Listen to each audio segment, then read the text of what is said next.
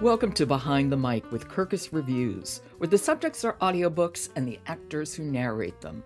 I'm Joe Reed, and joining me, contributor Leslie Fine. Hello, Leslie. Hello, Joe. And I know the three books you're going to talk about, so share them with listeners. I'm very excited by them. Oh, fantastic. I'm so glad. I enjoyed these three so much. So, our first is Kin by Tayari Jones, and it's read by Angel Pean and Ashley J. Hobbs. The second is Boy from the North Country, written and read by Sam Sussman. And the third is called My Other Heart by Emma Nanami Strenner, and it's read by Joy Ozymanski. So let's start with Kin by Tayari Jones, and as you said, read by Angel Pean and Ashley J. Hobbs. I am listening to this now, and I am completely entranced by it. Oh, it's fantastic. I enjoyed it so much from start to finish. So I hope you feel the same way by the time you get through. And I'll be careful not to reveal anything. Why don't you just share a little bit of the plot? Absolutely. So it it begins in a small town in Louisiana called Honeysuckle. And we have two young women. They call themselves cradle friends, Vernice, who goes by Nisi, and Annie. And they've been friends, as their nickname implies, their entire lives. But we basically meet them as they're approaching the end of high school and they're getting ready to go their separate ways. And both of these young women, I feel like they're each searching for a mother somehow. And Nisi lost her, she's an orphan, she lost her mother when she was a baby, and Annie's mom abandoned her when she was a baby. So they're both kind of going off in different directions to make their way in the world, but the whole time in the background, each one is really sort of searching for a mother. Yeah, I think it's a story that centers a lot around absence. Absolutely. And it's also set in the 1950s in the South. And I thought, aside from being great, great storytelling, it was also so much of a social history. So much so, and I thought it was done so well. It was just really interesting to visit that time period, and, I found myself rooting for each one of these young women. I loved each character, and I wanted the best for both of them, and so to see them in that setting and to sort of experience what they're experiencing as they're making their way through the novel, it was really a wonderful listen. Yeah, Tayari Jones, ever since leaving Atlanta, her first novel, which I loved. She also wrote Silver Sparrow and An American Marriage. Yes. And she does split structure a lot because some of it is narrated by Annie and some of the book is narrated by Nisi. And she's done this before with An American Marriage. And leaving Atlanta, we have three separate perspectives in it. She has such lyrical writing that just gets into the very heart of the characters and at the same time is creating this rich atmosphere. Absolutely. That's the thing that stood out to me the most. I mean, I feel like I could go back to that audiobook and just pick up anywhere and just by the first couple of notes of the voice that I heard, I would know which character was speaking, where we were in, the timeline of her story. And it just made it such a really kind of transporting sort of a listen. I felt like I was there with each woman. Yeah, and it's a first person narration from both of their perspectives. So that also means that they have to be able to express an interiority. And I just can't say enough about Angel Pean and Ashley J. Hobbs. I just can't. Oh, Amazing, amazing work in this book. I mean, it was incredible to me. There was not a weak point in any bit of the narration from start to finish. I just thought this is, when people think about, audiobooks they love, I think this is going to sort of join that category. It was so well done. I absolutely agree. Ashley J. Hobbs, her voice is a little bit lighter and maybe a little more youthful, but still able to express such intensity of feeling. As, of course, Angel Pean is, I guess, Annie, we might call her a little more worldly Yes, yes. because the book also looks at class as well as race. Oh, definitely. And Absolutely, it does. I thought that was really, really interesting, and I appreciated it very, very much. They made their characters very distinctive, which added to just how wonderfully effective the audiobook was. And it's an earphones winner, correct? It is. It is. Well, well, well deserved. Well, shall we hear a little? Sure, absolutely. We have a clip here. You're going to hear Ashley J. Hobbs as Nisi, and this is early on in the book. She's recalling her earliest memories of her best friend Annie. All right, this is Kin by Tayari Jones. It's read by Angel Pean and Ashley J. Hobbs, and we'll be hearing from Ashley. At 2.5, I had yet to speak. Folks worried that I was slow. My cradle friend, Annie, was already talking up a storm. She even gave me my nickname, because Vernice had been too many letters for her to hold in her mouth at the same time. Niecy, she called, determined to shake loose a response. When shouting didn't work, she tried kindness, breaking her shortbread cookie in two. I smiled in gratitude, and sometimes offered sloppy baby kisses in return. Yet, I didn't say a word. Annie's grandmother joked that Aunt Irene should be grateful for my silence. Annie never shut up, not even when she was asleep. Shut eyes quivering, she mumbled the name of her own mother, Hattie Lee. Tiari has such turns of phrases Yes. that just stay with you. Cradle friend. What a wonderful, wonderful expression. I loved Ashley's thoughtful narration and the way she lets words just rest for a beat Yes. so we get to take it in. That's really true. The pace is wonderful, and I mean, with this kind of writing, I just feel like it's such a great advantage to have narrators like these 2 who really they let it shine. They let the writing really come out and sparkle. Yeah, it really is one of those perfect partnerships Mhm. between text and narrators. So I can't recommend this book enough. I am completely mesmerized by it. Yeah, I really enjoyed it so much.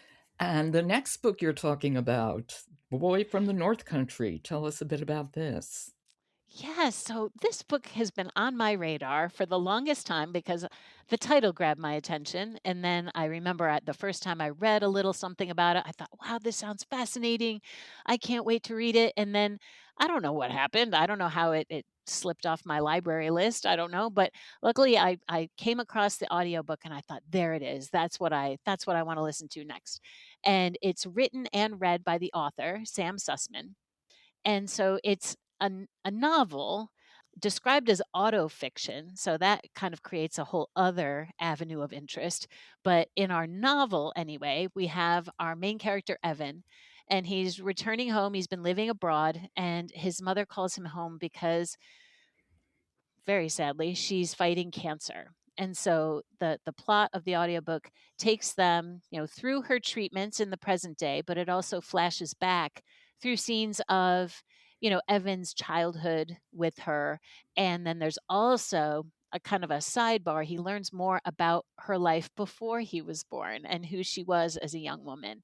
And the title is kind of inspired by, sort of a central idea running through the whole audiobook that he wonders if Bob Dylan might be his father. This isn't him being crazy. There really is a possibility that that could be the Yeah, case. oh no, there's a definite possibility that it becomes more and more evident to him as he's, caring for his mom and hearing her stories.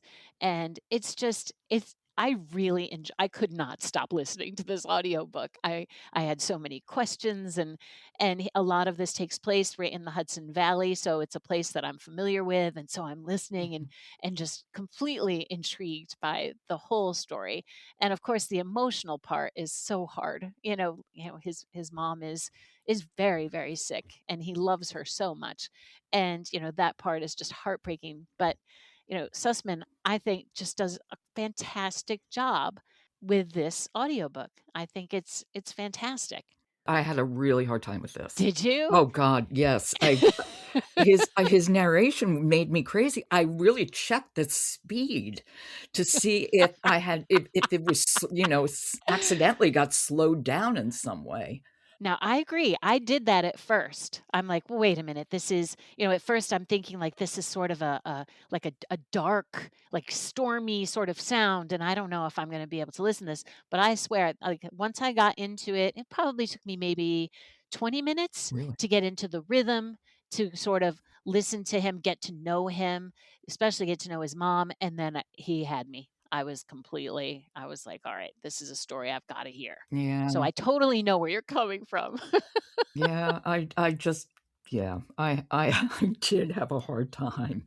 And I had a hard time with the writing too, I have to be honest. It felt very self-conscious to me, like writing that was trying so hard to be writerly. What did you think about the sections specifically from his mom's point of view? Those Very different. You almost feel like it's a second writer. Yes, right? And I think that's what really kind of won me over. I was just, Yeah, like, fascinated by her story, and I just really I loved that part, and I was I agree, and the tone of the writing just shifts dramatically Yes.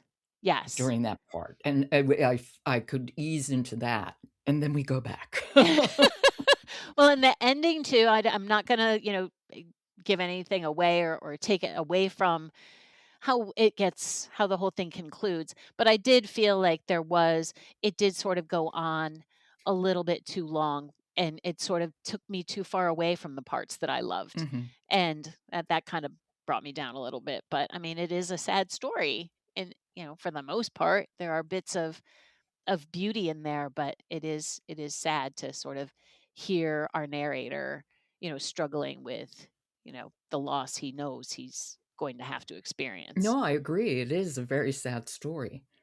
So why don't we hear a little bit so listeners can get a sense of what we're talking about? Absolutely. This is when Evan has just returned home to find, he knew his mother was ill, but he was not, expecting to see her in, this weakened state. And so he's home, he's a little stunned by this, and he's getting reacquainted with his childhood home. And this gives you a little bit of a sense of that narrative voice, both in terms of an audio narrator and in terms of Sussman's writing style.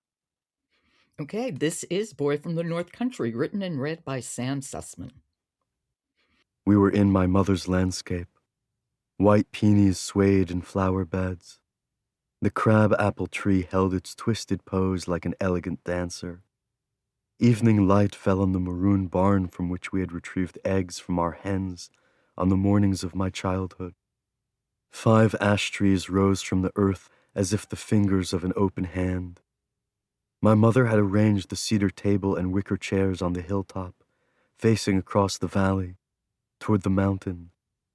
The only visible human structure in the valley was our house, its green siding blending into the hills. I glanced at my mother, concerned that the walk might have caused her discomfort. She smiled, setting her hand gently on my shoulder. White clouds kissed in the sapphire sky. I am glad you chose this because this is a really good example of the problem I have with this reading, which is very ponderous, Yeah, but yeah. also a kind of florid writing style that gets in the way because I remember after listening to this part in particular, I stopped and I thought, there are flashes of what this place looks like, but then he lets words tangle in themselves so that you lose clarity. Yes. And maybe that's why the sections from his mother's past, maybe that's a big part of why we both favored those parts. It was less of that. It was much more of this like, Much less. yes, It was a simplicity. right? It was more of this like who, what, where, when. Like he did this, that happened, this happened, and it much more direct. You could see it all play out in front of you. Whereas that's what I mean about trying to be so writerly, it gets in the way of the story he's trying to tell. Yes, all those words combined are just cumbersome. I see what you're saying. Absolutely. Yeah. No, but I'm glad you liked it. I mean, not everybody likes the same stuff, which Yeah. is why we have shows like this so we can talk about it. That's so true. Your third book, which I loved, by the way. Oh, my third one. Yes. This one was called My Other Heart, and it was written by Emma Nanami Strenner and read by Joy Ozymanski. Such a great story, and there's so many different stories going on within this story. So let me see if I can give you sort of an overview. We have our two central characters named Kit and Sabrina, and they too are at this, turning point in their lives. They're just about ready to graduate high school. They graduate early on in the audiobook, and they're going off in their separate directions, and they're also sort of searching for a deeper sense of self, this idea of identity. So, for example, Sabrina's mother is originally from China, and Sabrina feels like this need to see her mother's homeland and, or at the very least, learn more about it. And so she sort of is setting off on that direction. Kit was adopted as a tiny baby, and she loves her family, but she does wonder about her birth mother. So she sort of sets off on a summertime journey to kind of understand where she believes her birth mother came from. So she heads off to Japan. And we have so many different stories. We have Kit's, we have Sabrina's, we have their mothers, wondering and their sort of stories. And so I feel like this is one of those audiobooks that could have had many different narrators, but it doesn't need many different narrators, in my opinion. Oh, no. I completely agree. Joy does an amazing job with this. I mean, I just the tones of voice and how she delivers a teenager versus how she delivers an adult. It's just incredible. I thought it was another one of those stories that I couldn't wait to see what was going to happen, and I could not have predicted a lot of the things that happened. So I just thought it was had a little bit of mystery, had a little bit of, young adult intrigue. You had, the family stories, the real like big questions about identity and family, and all of it just performed perfectly, I thought, by Joy Osmanski. Yeah, different characters of different ages, back and forth in time, and I always knew Yes. where I was. Every single time. And I just enjoyed it. I'd be listening and then say, "Oh, this chapter is we're gonna hear from this character. Oh, that's cool. Like, I'm ready. Like, tell me, what does she have to say?" It was just I just thought it was really, really well done. As with Kin, this is a book that looks at class Yes. as well as race. Class really is important here, as race is too, because we have to say that Kit's adoptive parents are white. Yes. And that makes her, I think, wonder a bit more about her identity, whereas Sabrina is, as Lily, her mother tells her, knows exactly who she is. Yes. And I loved Oh Lily my as a gosh. character. I loved her. And I loved Sabrina, just kind of watching Sabrina come into her own. And even Kit. Kit starts out pretty, confident in her way, but she also grows somewhat over the course of the book. And I always like listening to that. And I think with Lily, she could have been written as a caricature or performed that way, and neither was true. She was a woman who was so sure, so determined, no doubt anywhere, marching forward. And I loved her. Yes. That's the key to her, isn't it? Marching forward. Like this, what needs to be done needs to be done. We won't get sidetracked. She was all Yeah, business. we're not going to waste time feeling No. bad about it because it just needs to be done. So let's get it done. Well, let's hear a little bit. Who are we going to hear from? The audiobook this opens so dramatically, it's worth listening to the very beginning. This is the attention grabbing start, and it kind of sets the scene for a lot of what happens later on in the novel.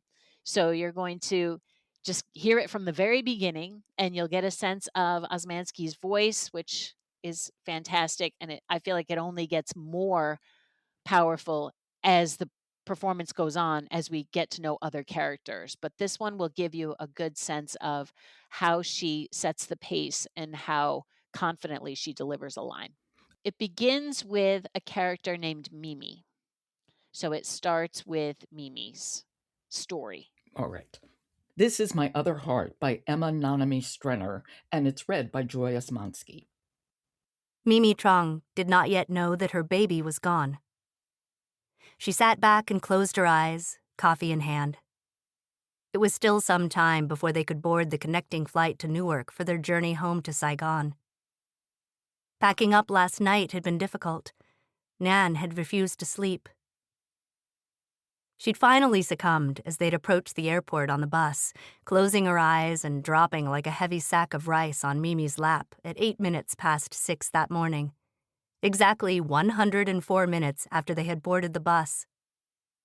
Mimi's arm had lost all feeling as she held on to her child, trying not to drop her as a wave of fatigue dragged her along.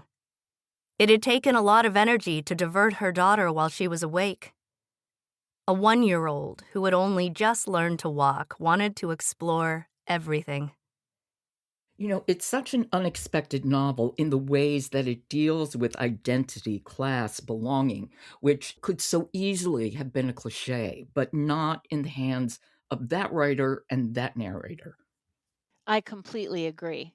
It's delivered with such, it's like calm, but still compassionate. Like you really feel for the characters, but you're right. It doesn't veer off into something that it's like, oh my gosh, okay, this is exhausting me. I Yeah. feel like it gives you that chance Yeah. to think about things, which I really She appreciated. has a good narrative voice, which I She appreciate. really does, and so just does so well moving with all of these different stories and moving back into different characters' histories. She just does a great job. It's such a good story. It's a very good story. You had 2, what I consider to be fabulous books, Right. and 3 that you liked, so there we go. It's a good mix. It is a good mix. Leslie, it is a pleasure as always, and I'll talk to you in the next month. I look forward to it. Thank you so much. Great talking to you. You've been listening to Behind the Mic with Kirkus Reviews. Behind the Mic drops on Thursdays, and if you follow us, we will just appear in your feed. And while you're at it, follow Fully Booked by Kirkus Reviews. Fully Booked is the podcast for book lovers. Every Tuesday, host Megan LaBreeze brings you author interviews, industry insights, and recommendations from the bestseller list. Find your next great book on Fully Booked. And you can follow Fully Booked and Behind the Mic on Apple Podcasts, Spotify, Audible, or wherever you get your podcasts. And then stop by kirkusreviews.com to check out reviews for both print and audiobooks. Behind the Mic is produced by Jessica Lockhart, Michelle Cobb, Stephen Cummings, Leslie Fine, Alan Minskoff, Alex Ritchie, Laura Rossi, and Kendra Winchester are our contributors. Jennifer Dahl is our editor, with assistance from Alicia Langerman. And Tom Beer is the executive producer. The music is William Ross Chernoff's Nomads 4-Way. And I'm your host, Joe Reed. Good listening.